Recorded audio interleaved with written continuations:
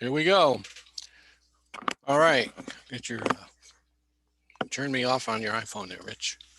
Good morning, everybody, and thanks for joining us today. Our first presenter is Steve Kennedy, and we're really pleased to have him. VK9CE was one of the DXpedition leaders for the recent VK9CE DXpedition to Cocos Islands, and he's going to share with us what his lessons learned were, and give us a feeling of what it was like to go there. There were a lot of people on the air working you guys. It was a really successful DXpedition. So I'm going to stop sharing for the moment, and Steve, if you come up, the stage is yours. You can unmute your audio and bring up your video, and everybody else that's on here, please, we'll just be on standby watching, and whenever you're ready to share your slides, just go right ahead.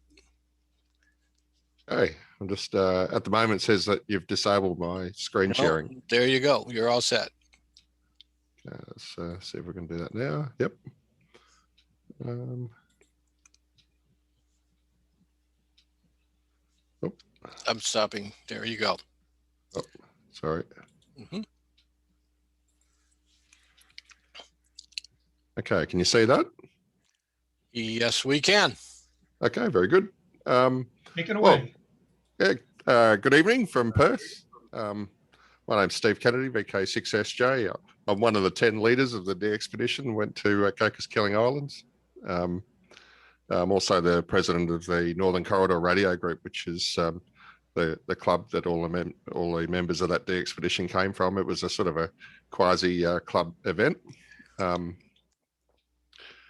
I'm just going to share with you the fun we had, what we learned, the approach we took, and a little bit about the club as well, a little bit about the Cocos Islands, and I'll start off with this little promo video that the tourist organisation in Cocos actually have on their website. So I'm just going to show that now if I can get this to work. Why isn't there we go? Can you hear that? Yes, sir. Yep. Not really. I'll tell you what. There's a trick here, Steve. Unshare your slides. Stop sharing your slides for a second, and I'll tell you what to do. Yep. Okay. So stop sharing. Where are we? Pause share. Yeah, you should have a red button to stop. Yes. Now start to share and click on the share screen. Don't do anything yet. After you click on your share screen, you'll have an intermediate screen that comes up. Yep. In the lower left corner, do you see where it says there's PowerPoint slide? No, there's two check boxes, one for audio and one for video. Oh, share sound, yes. Yeah, click those. Now share your screen, and and your audio should play perfectly. Let's try it again. Much better. Very good.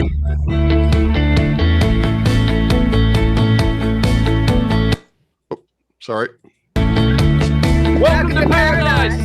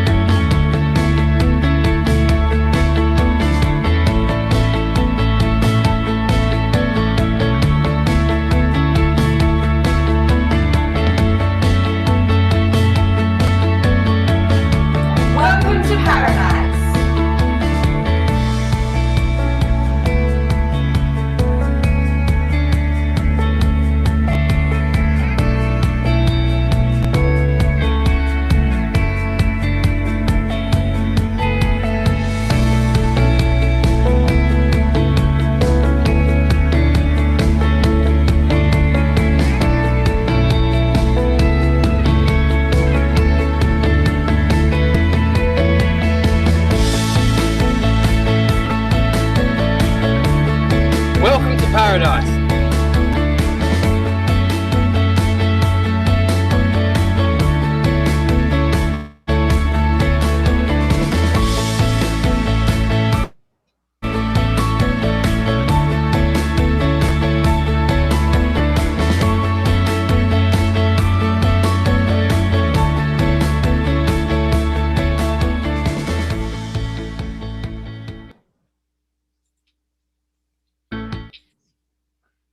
Well, a little bit about Cocos Islands. Cocos Islands are about halfway between Sri Lanka and Australia. There's 27 islands in the group, 2 of which are inhabited. It's an Australian external territory, so similar to like Guam, I guess. And it's part of the Australian Indian Ocean territories, which it shares with Christmas Island. It's got 600 inhabitants, mostly Malay culture, with Malay being the first language of that community. And despite being a separate territory, it's run in a very similar way to a shire in Western Australia, which I guess is like a county, but it's funded by the Australian federal government. Cocos Islands made up of a whole bunch of islands around an atoll. 2 inhabited islands, Home Island and West Island. And Home Island's where most of the Malay community lives, and West Island is where predominantly where Australian government employees live. Originally, it was owned by the Clooney's Ross family. They ran coconut plantation there for a good 150 years or so, up until probably the 1950s or 1960s when the Australian government bought it off them and booted them out, I think. Yeah. Bit about Northern Corridor Radio Group. We're the largest amateur radio club in Western Australia. We've been active since 1984. We've got about 55 members, might be 54. It's got a very good club station, long-term lease on approximately 11,000 square metres or about 3 acres. 2 radio rooms set up for multi contest operations. One room we've got a Kenwood 990S and the other is a Flex 6400 plus VHF and UHF equipment. We run a remote station for the club members to use from home, and we've got quite a good antenna farm, which I'll show you in a minute. UB640 on a 30 metre mast. Step IR. It's not actually a DB18, but it's something similar to that on a 25 metre mast. We've got a couple of amplifiers that we leave coasting along at 400 watts, which is our legal limit. Green heron rotator controllers and a whole bunch of monoband Yagis on 25 to 35 metre masts. One of our big things is contesting. We've got quite a good contest group. We normally run pretty close to the top of our national contests, and we usually do pretty well in the international contests, and up there with some of the other bigger VK contest stations as well. We've got a almost complete 10 gigahertz EME station. We've got a training facility for teaching and running exams and teaching the course to pass the exams, and we've got a separate equipment room for backup power supply, feeder management, etc. And we've got amplifiers for running Sunday morning broadcasts, etc. Club's got a pretty good culture. It's very active. On any given Sunday, we normally got about 50% of the members involved in different tasks around the club. We hold the premier ham event in Perth each year, Hamfest, which we get about 250 attendees, I think, on average, which is pretty good for this part of the world. And we regularly receive and appreciate visitors, so anyone that comes to Perth is welcome out the club. Just a picture of our station. We've got you can see in the middle is the UB640. It's got 3 full-size elements on 40 metres. We've run a step IR, which is used mainly by the remote station, but we snaffle that for contests as well. You can see a 160 metre vertical on the right-hand side of the screen, 10-meter monobander there as well. We've also got a 20-meter monobander 5 elements to the left of the screen, which is outside of that photo. And we have kangaroos, like most VK clubs, I guess. We're situated on a community park, which is quite large, a lot larger than the club, and there are millions of kangaroos and other animals as well. So why Cocos? Why did we pick Cocos Islands? We've been talking about a trip out there for a while now, but just talking about it, it's only a 5-hour direct flight from Perth. There's 2 flights a week out there. It's part of Australia, so we don't need to worry about passports, etc. It's currently running 76 on the club logs, most wanted IDXC entity, and there's plenty of options for accommodation, and it's a beautiful spot. It really is. So earlier this year, late last year, I think, we started talking about it. We just I think Wayne was really the leader of that part of it. He'd been out there a few times, and before you knew it, he'd booked accommodation at this house, a 4-bedroom house with 9 of us staying in it, and 1 staying elsewhere.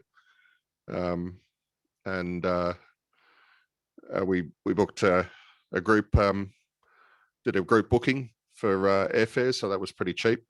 And we just packed our bags and went out there. There was not an awful lot of planning involved in that, really, bar, talking about who was taking which, etc. Team that went out there, Tim, 6EI. A lot of these guys are sitting here tonight as well. Stu, VK6SSB, Gerald, 6XI, Brian, the 2 Brians, Wayne, 6EH, John, VK6NU, Chris, 6LOL, Alex, 6KCC, and myself. This is all of us in a photo. That's actually probably about 20 or 30 meters from where the shack was, is where that photo was taken. So it gives you a bit of an idea how close we were to the ocean. Our approach to the trip was very much a vacation style expedition. We didn't set out to sort of set the world on fire with this one. We're all pretty good friends. We're all club members and have a lot of interaction with each other. So we knew all of our own quibbles, etc. And we just, we didn't actually think there'd be an awful lot of people we'd work, actually, or certainly not 10,000, which is how many contacts we made at the end. So we're not a super we weren't a super organized team. We did all right. We were happy with what we did. We basically just wanted to go somewhere nice, drink beer, play some radio in that order, and in somewhere where a few people might want to work us. We purposely didn't do things like bring Yagis out and stuff like that. That would have required shipping equipment out there, which is not what we wanted. We just wanted to turn up with what we had and put it on air. So everything did come with us on the plane. It wasn't going to be a 24/7 operation, although it wasn't too far off. We probably had about 7 or 8 hours off each night, something like that, I guess. It was completely self-funded. Cost each of us all up, including meals and stuff on the island, about $1,100 US each. And we were definitely going to have fun, and we did. Initially, we were only going to do electronic QR selling. We sort of looked at hard copy cards ourselves and wondered whether that might be useful to help fund the trip a little bit. We thought about it fairly long and hard, and in the end, we thought we don't want to deal with that. Electronic QR selling is fairly popular, and so initially we just told everyone that we weren't going to do it. We were just going to do electronic QR selling, and that's it. That didn't go down hugely well, and we got very quickly got asked by quite a few QSL managers if they wanted us or wanted them to look after it. I guess we didn't want to create any sort of obligation. We didn't really need any additional money on it, but we didn't want to be lumbered with, you know, purchasing 5,000 QSL cards and sending them out, sort of thing, at the end of the trip. So we got three pretty good volunteers for them to manage QSLing. We ended up selecting Dave, EB7DX. He was the first one to ask. He manages a lot of stations I've seen, and he was very keen to do it, and he did a great job. I will certainly be using him again, and but the other two were also good. There was certainly nothing much between the three that volunteered. We took 3 radios, 2 IC7300s and a Flex 6700. One of the IC7300s was going to be our hot spare. We took at least 3 power supplies. We brought 2 verticals with us, an Ultrabeam V40, a Cushcraft R7, and an 80 meter end-fed wire. That was it. And a bunch of squid poles to support the end-fed wire. We took a couple of amplifiers, and we took 3 suitcases full of coax and guy ropes and tools and all that sort of stuff. So all of that was on in either excess baggage or just a normal sort of onboard checked-in luggage. So that turned out to be a bit of a brave move. We didn't realise that until the day, but we went to check in, and the lady behind the counter sort of said, "Well, which bag would you like to arrive today?" And we sort of all looked at them and went, "All of them." And they then told us that if there were too many bags on the plane, then some of them will probably come on the next flight, which is, you know, sort of 4 days later. That had us worried. I guess if I was going back there again, I'd be sharing my gear around so that you know, if one bag did get lost, we wouldn't be off the air. As it turns out, everything turned up with us, which was pretty lucky, actually. Antenna farm. This is a photo of the shack, the 4-bedroom house that we rented. That's in the middle of the photo. You can see the Cushcraft vertical on the corner of the house, and 2 of the 3 squid poles that we used to support the 80 meter end fed are to the left of the building, and just towards the middle of it. And then we had the Ultrabeam vertical was actually behind the house. You can't see it in this photo. That's the Ultrabeam there. That was really easy to set up once we got a head around the grounding, ground radials. Worked really well, and was pretty easy to keep in the air as well. That's the Cushcraft R7 vertical, which is, I think, 80 through to 10 meters, including the work bands, which did work quite well. This is our view from the shack, looking out to the ocean. Just to the right of that building, you can see that's where we took that group photo. That I showed you at the beginning of the presentation. So it's a beautiful spot, really close to the ocean, and worked really well. So we ended up using the ICOMs in the end. I managed to forget a few bits of the Flex, which was really disappointing. I'm the Flex distributor in Australia, so I had definitely had a stake in having that gear up and running. But I've been on a holiday, not a holiday, a working work trip in the Torres Strait for the week or 2 before that. And I got back just in time to fly out, and I sort of madly dragged all my gear into one spot, put it all in suitcases, and took off, and managed to leave enough bits in it to make running the radio unviable. So that was really disappointing. But the 7300s worked well.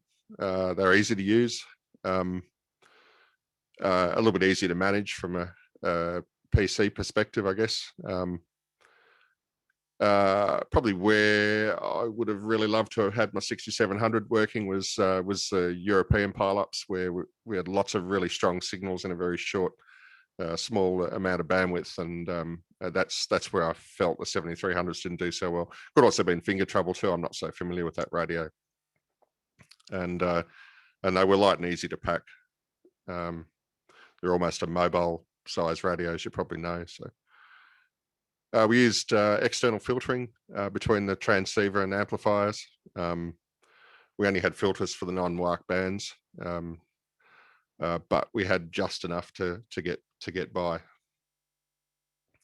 We did have interference issues, but once we moved the antennas as far apart as we could, etc., that brought it down to a manageable amount of interference, and generally only on adjacent bands.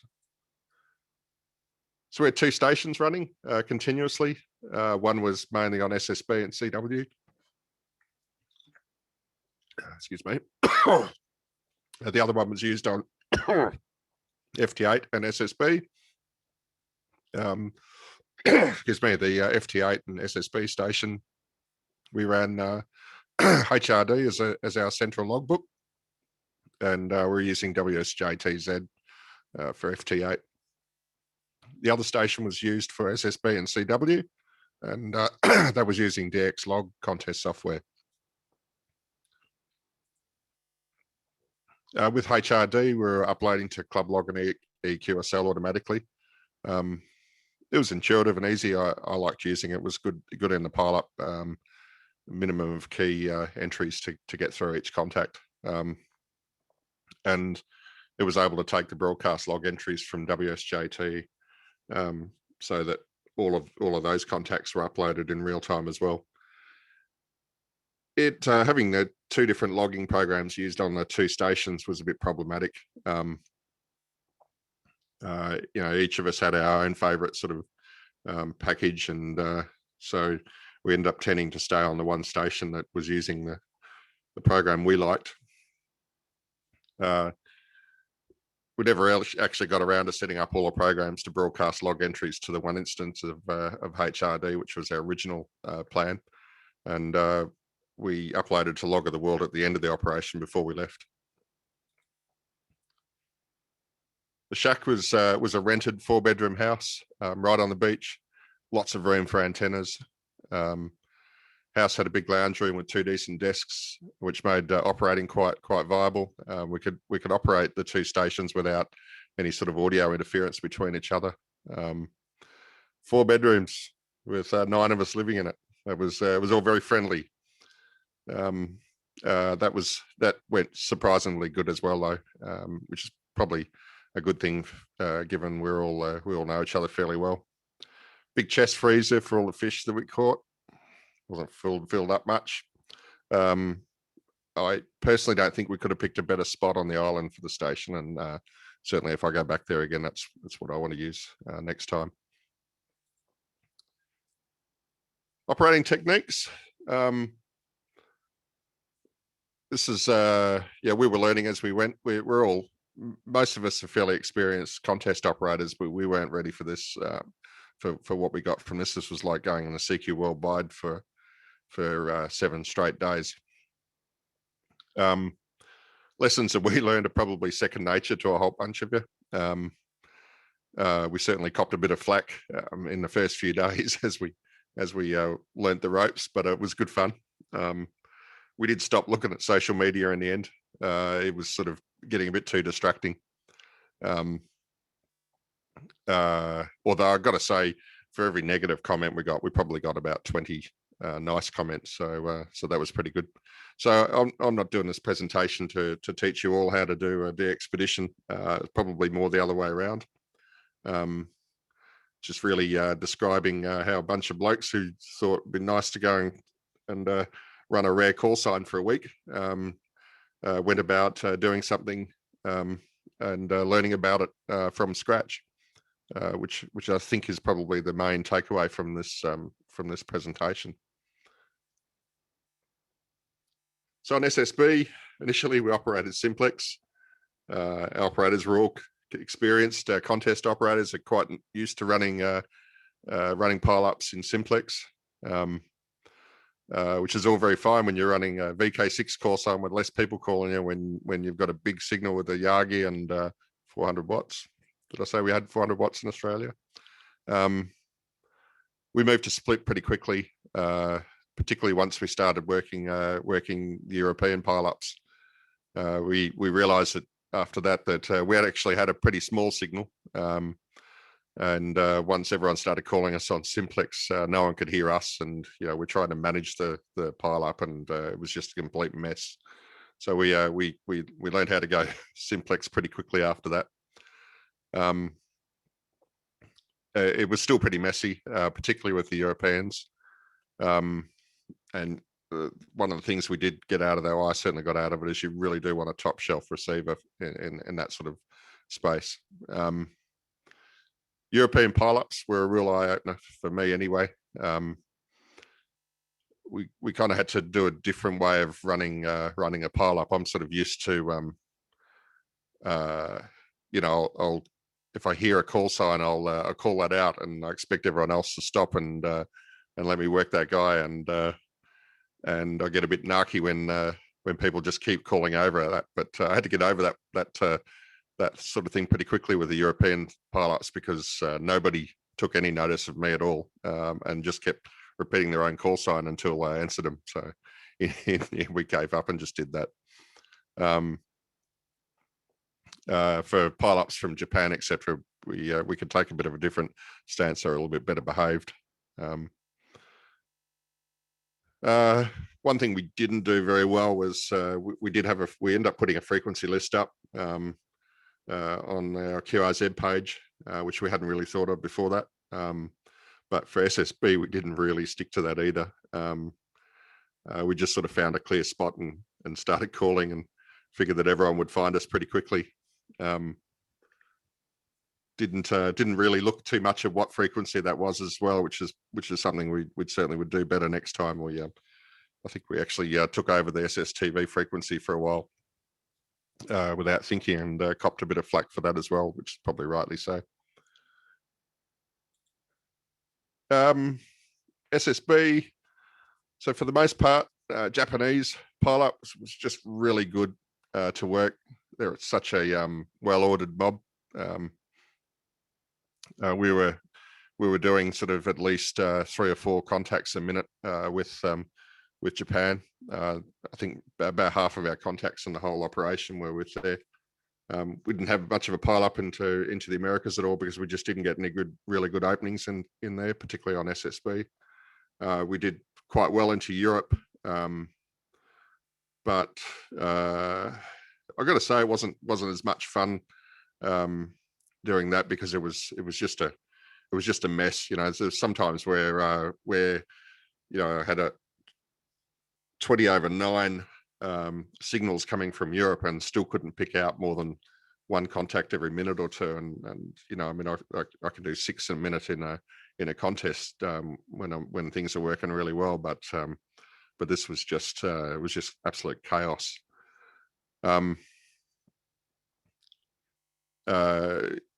So we had good openings into Africa and Asia and Oceania, Europe. In Perth, we're not used to hearing South America almost ever. So it was really cool to be able to work a whole bunch of South Americans from Cocos. And I was also really surprised that we didn't hear more from North America. So I think we just weren't on the right bands at the right times for North America in general. We did a lot of FT8 operation. Initially, we just hopped onto the FT8 frequencies and called that. Basically, we were the only ones able to use the band at that point, and it was slow. So we moved over to FT4, which improved things a little bit, and then we copped a whole heap of flack on social media, and then Grant 5GR, I think, is probably listening to this now. He messaged me and said, "Hey, let me show you how to use Fox and Hound." So we initially we just thought, we're too busy to worry about that. We just we haven't got time to stop, and then we ended up stopping for about a half an hour and getting our heads around it. Grant got on FaceTime and gave us a bit of a hand to get set up, and then we use that for the rest of the trip. And that's something I definitely would do right from the beginning next time. Copped a bit of flack on social media for using FT8 a lot, but to be honest, with the gear that we had, I think if we didn't use FT8, we certainly wouldn't have made anywhere near the amount of contacts that we had. A lot of stations worked us that normally wouldn't have got through. It was a bit boring, you know. I mean, it's FT8, but I'm certainly not sorry we did it. Had a few good runs into North America on 40 meters on FT8. Funnily enough, about 8 o'clock in our morning, for about an hour generally. That was good to see. While we're on the island, we caught up with Aberdeen. Aberdeen's the only permanent ham on Cocos. He's a Malay Cocos Islander, VK9CE. He was off the air at the time. His radio had failed. He sort of asked me if we could have a quick look at it. And I looked at it was a TS430. So I sort of asked around and ended up getting a slightly newer Yaesu FT something. Can't remember exactly what it was now. And brought that up for him. He was actually made his first contact with it while we were still on the island. He's only on 10 meters, and I'm sort of working with him to try and get him a bit more active on other bands as well. So hopefully we'll get that done over the next few months. This is a photo at Aberdeen's place. It's Aberdeen on the left-hand side. He popped into the station a few times while we were there, and we stopped in his place and had a look at his station, etc. One of the days we were there, which was pretty good fun.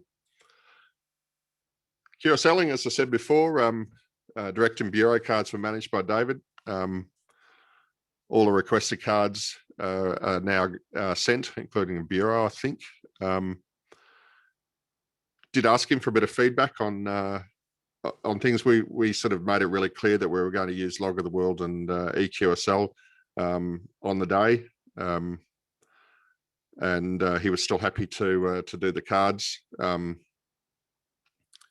What he did notice was that there were probably about half the amount of requests for QSL cards that he's used to seeing. He's used to seeing about 7 to 10% of the log entries resulting in a card request. But in this instance, we had about 5%, and we sort of put that down to the fact that if you didn't want to spend the money, you could still get a verified contact for free straight away. Excuse me. A lot of people sent some pretty good comments about getting the verification so quickly. Feel a little bit guilty about it. I got a feeling that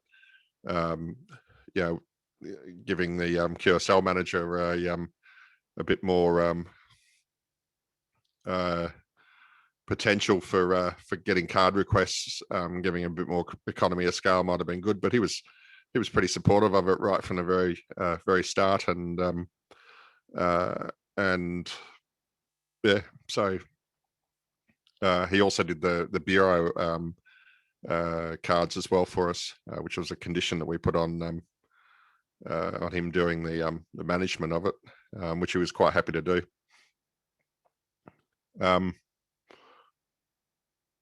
We on one of the stations we're uploading contacts in real time. The other one we were doing it once a day, and we did notice that on the second station that we got a lot of repeat contacts because people just didn't know whether they got through or not.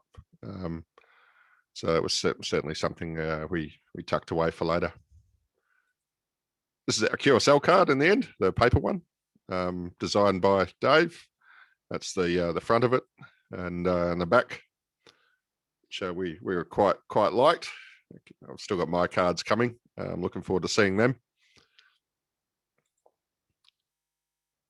Lessons that we learned. This is probably the biggest one, I think. We needed a strategy for working all regions. We just really just got on and put out calls and answered who called us. We were using verticals, so there was no sort of steering of comms to any region or the other. It was really dependent on where we were and what was open at the time. We didn't really plan to get on particular bands at any particular time. I guess North America missed out to a fairly large extent. I think we made about 600 contacts into the US and about 700 and something into North America in general, and we were surprised with that. But I think if we'd planned it a little bit better, we could have made more use of the openings that we had. Probably also made it a bit harder for people to chase us because we didn't really have a plan.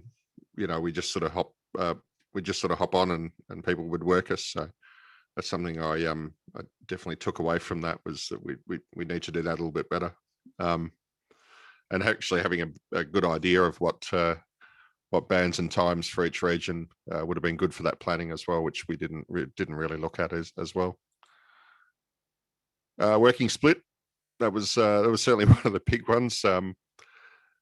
We did 5 to 10 up.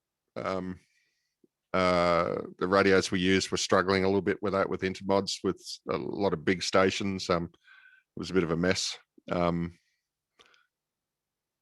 I think we could have gone 5 to 20 up, and probably not really hurt the band an awful lot, and it probably would have been a little bit easier to pick calls out. They sort of stretched up to 11 or 12 kilohertz anyway, I think.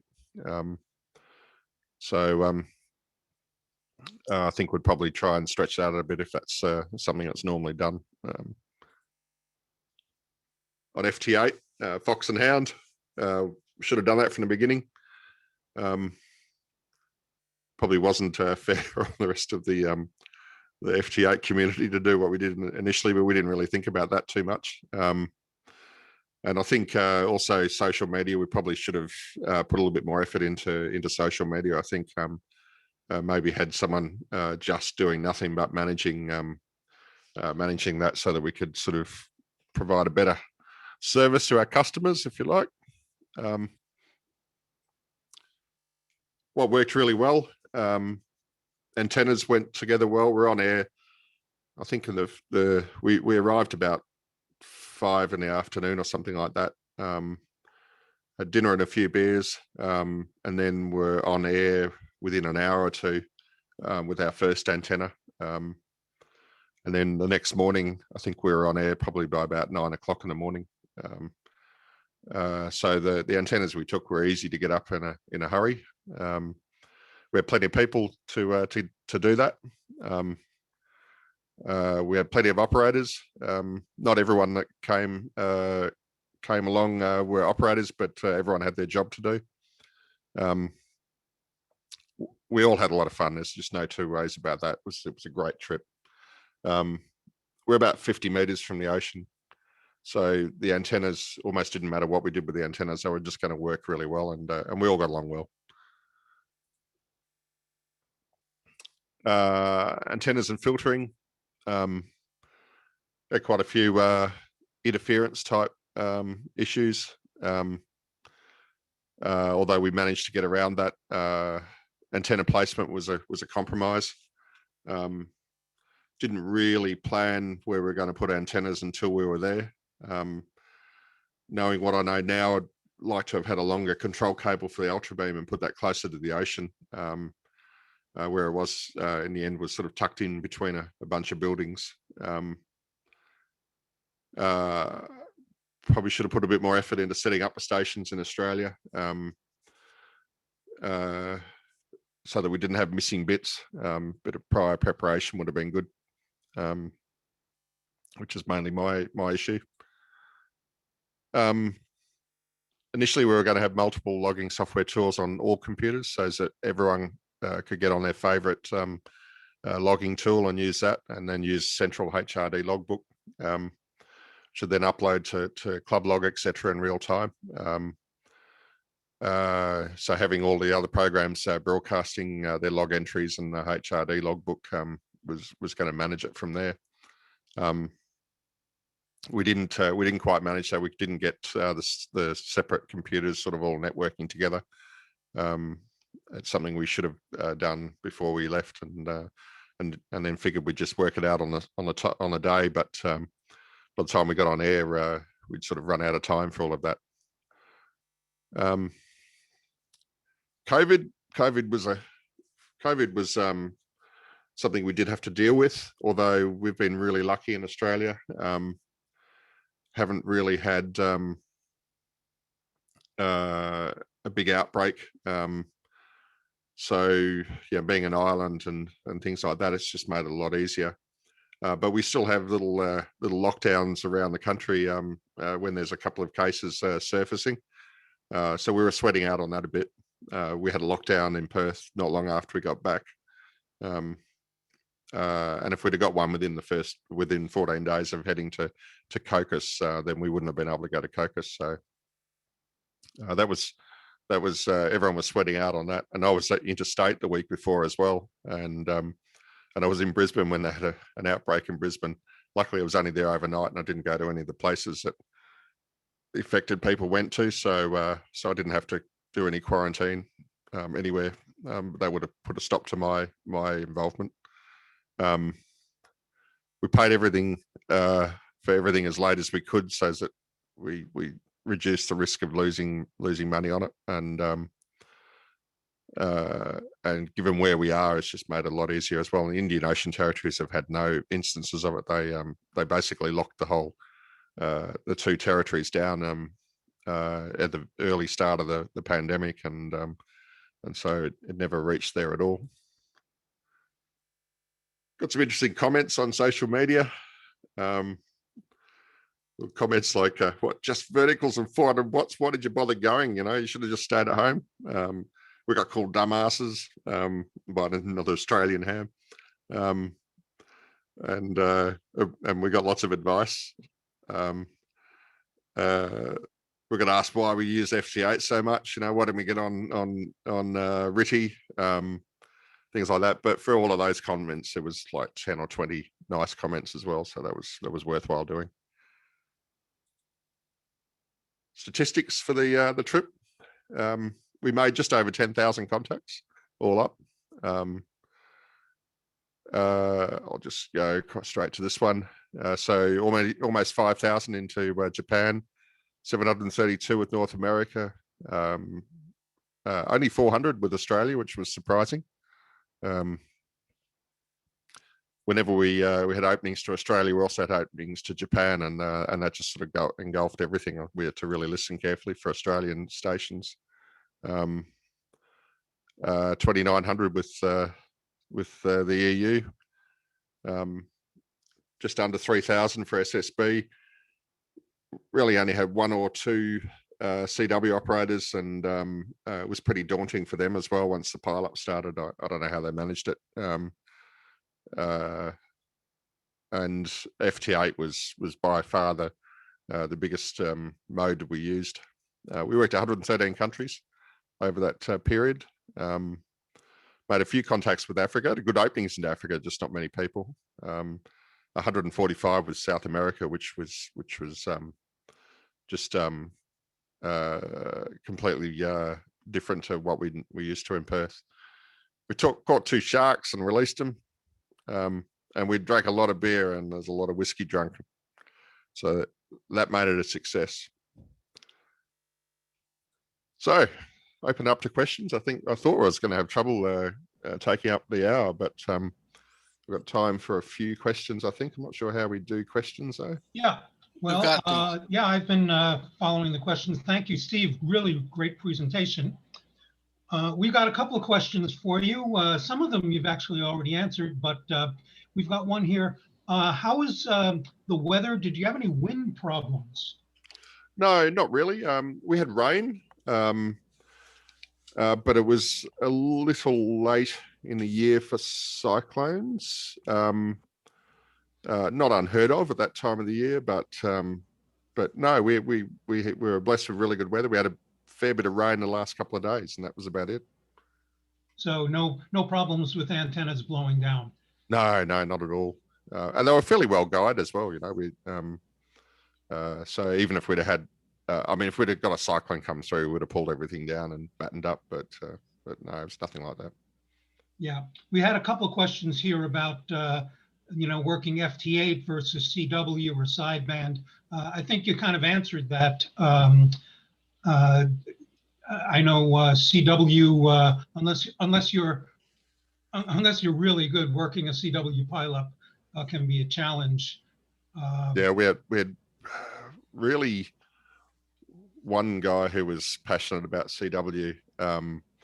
Is a good CW operator, but we really pushed him to the limit with CW, in pileups, and he did pretty good, but he was pretty much on his own on it. So I'm actually planning another expedition with a couple of guys, and one of them's a top-notch CW operator. So I'm sure there'll be more context made then. Some of this, but can you comment a little about the behavior or the politeness of EU versus JA versus North-South America? We didn't really have pileups into the Americas. It was because it's a problematic area. I think they're on opposite sides of the world, and so I can't comment on the North American side of things. The Japanese were extremely good. It was still a bit of a mess because, I mean, there were a lot of stations calling us, but we were on a pretty good run rate with the Japanese pileups. So the Europeans, how do you say it? It's chaos, and It is. it's like I should be used to it because like if I ever pile up into Europe from Perth, which quite often do, and put the antenna that way in the morning on 40 meters, it's but this was like being in the stock exchange. Yeah. In the old days before it was online, It's hard for them to work that part of the world. That's why the pilots are as large as they are. Yeah. Yep. I'll read you. Yeah, There's some really you're getting some very nice compliments. I'll read this one. San K4 Yankee says, Steve is being so honest about the fun trip they took, and they learned so much about how to do things differently next time. At least they made an attempt to give our QSOs for an all-time new one for many DXers. I think a lot of people feel that way.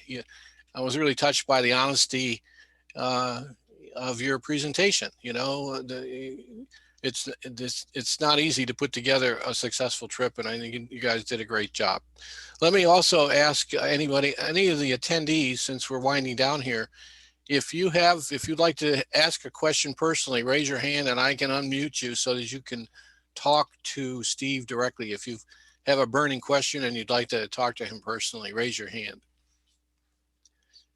And on the comment of FTA, don't apologize for working that so much. You're going to find that most of the expeditions are going to revert to that instead of RTTY because of the rates. Typically you can work 200 to 250 an hour on FT8, where RTTY is limited to 80 to 100, and the goal is to put quality QSOs in the log as fast as you can. And so that's just the name of the game. And Ned Stearns, Alpha 7 Alpha, who's online a little later today, has a presentation lined up to talk specifically about FT8 and the expeditions. Anybody want to ask Steve any questions? Raise your hand or type it into the Q&A chat.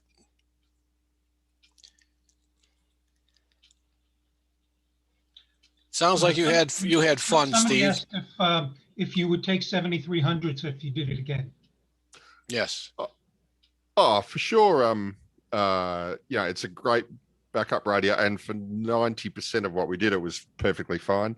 And it probably is a bit of, I'm a one-eyed flex radio fan, right? So nothing's going to be good enough. But so it could have been a bit of my lack of experience in driving that radio, but I think for SSB pileups, I would much prefer to have my own rig running on that. And I did notice, so I'd never really, it's sort of almost a bragging rights thing when you've got a $12,000 radio on your bench that appears to do the same thing as a $1,500 radio, and then it's really when you get into a big pile up or a contest or something like that, you suddenly realize why you spent a few extra dollars. And I think that's something I'd definitely like to be able to do next time, just to see how much difference it makes. But in reality, 7300 did a fantastic job, and I think for FT8 and probably for CW, it was it was perfectly fine. And are you planning any other trips?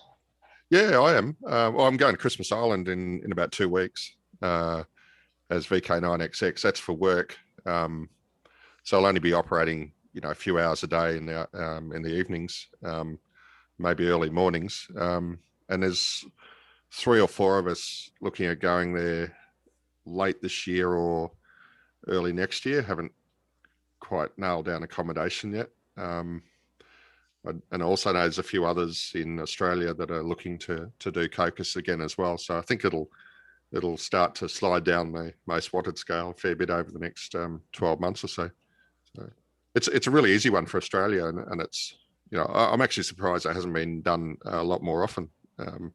It's about as hard as it would be to do a de-expedition to Hawaii from Los Angeles, So.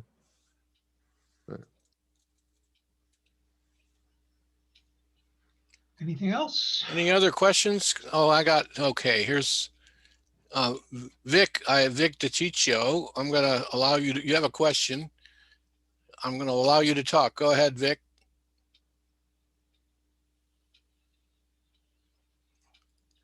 Vic, you're on the air.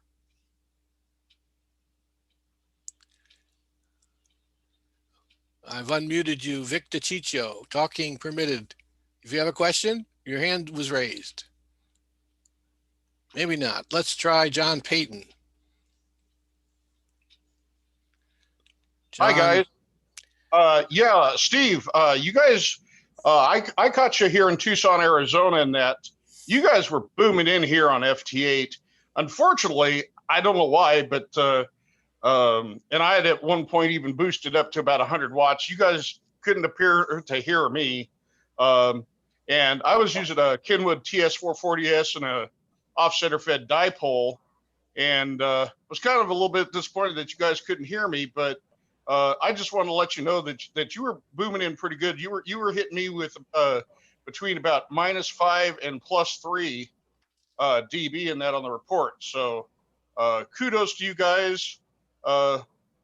And maybe next time in that, when you set up and that, you got your verticals, you might want to try an off-center fed dipole. Maybe that'd help too with some horizontal, polarization. For sure. Yeah. And easy to do as well. Yep.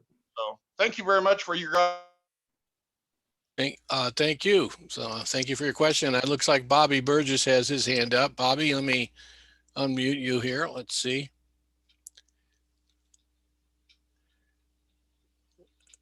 Go ahead. Ask your question. Yes, I was wondering, like during the presentation, I had missed the QSL part. Can I see that, please? We probably do you have a website that you can recommend folks go to for the QSL information?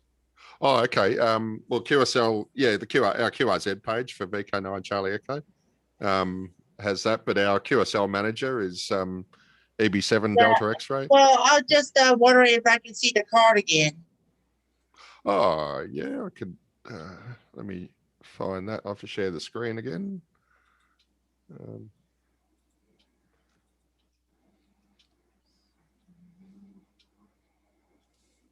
Can you see that? Oh, no, I haven't hit share yet. So that was the front of the card and the back of the card. Wow, that's nice. 73s. Okay, and I think Vic, I'm going to unmute you to give it one more try.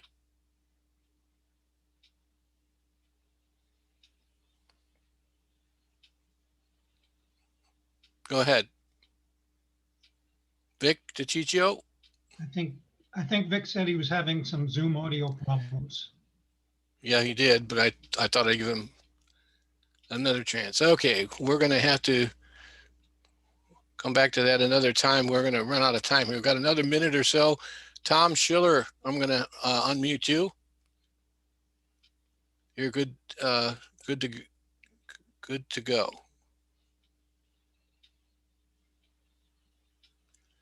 Tom, you have a question? Yeah, can you hear me all right? Yep. Yes, we can. Okay, it's Vicki N6KLS. Tom and I are sharing the screen today. I wondered a couple things. Could you tell me a little bit about your team? I missed the first couple slides. You know, their experience level. It sounds like you were all kind of on the newer side. And I thought it was a great presentation, Steve. And secondly, have you thought about putting your antennas closer to the beach?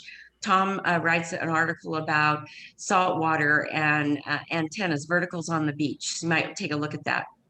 Thank you.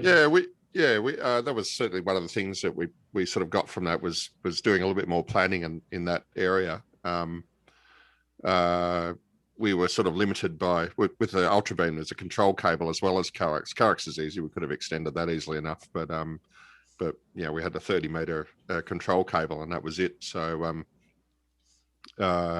running at 30 meters towards the beach would have made the separation a lot less, and so we were kind of stuck with what we got. But we certainly would do that a little bit differently next time.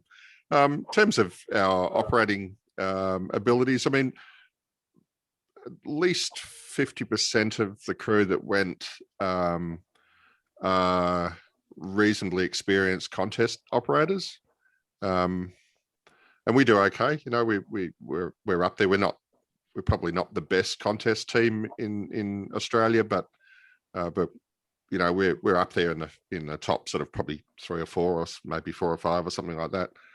So we're used to operating in that kind of environment. But this de-expedition was like the CQ worldwide that never finishes. So it was, you know, it's fantastic. I loved it. I could have done it. The next one we're doing 10. I'm going to do 10 days because 7's not quite enough, you know. But yeah, I think there's definitely a big difference between contesting and running a de-expedition like this. But it was good, clean fun. Excellent. We're going to have to stop there now. Steve, you've filled the hour very nicely. Thank you for staying up late as well. What time is it in Australia right now? Just coming up to midnight. There you go. It's time for your bed. Your midnight toddy, right? Thank you so much. We're going to let you go, and best 73 is a good DX to you as well. Okay, thank you. See you all later.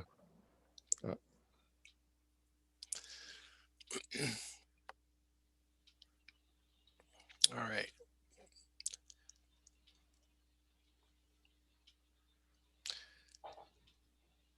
So we thank you, Steve. And next up, in just a few minutes, will be Michael Welds.